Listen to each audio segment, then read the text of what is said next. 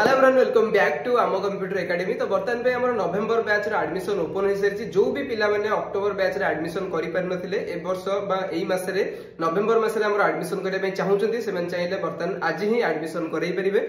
30 तारिख पर्यंत हमर ए नवेम्बर बैच टी एडमिशन ऑनगोइंग रहिबो। जो पिला माने भी चाहिए से माने अप टू 30 तारिख पर्यंत मध्ये एडमिशन करि परथबे। जो माने भी नवेम्बर बैच रे एडमिशन करिवे नवेम्बर डिसेंबर जनवरी एवं फेब्रुआरी रो 15 तारिख पर्यंत से पाठ पढि परथबे एवं फेब्रुआरी मास लास्ट वीक रे से ताकर फाइनल एग्जाम टी दउथबे एवं मार्च मास रे से रिजल्ट बारी सर्टिफिकेट टी मध्ये आसी जाउथबो। तो जदि भी आपण एडमिशन करे पय चाहउछंती चाहे से हमर ओईसीआईटी हो ओईसीआईटी ए प्लस हो ओईसीआईटी ए हो किबा हमर ओसीओसी कोर्स हो सब कोर्स पे वर्तमान पे एडमिशन ओपन हे सरछि एवं जदि आपण कोर्स मध्ये अपग्रेड करिया पय चाहउछंती ताले मध्ये आपण माने चाहिले आज करि परिबे।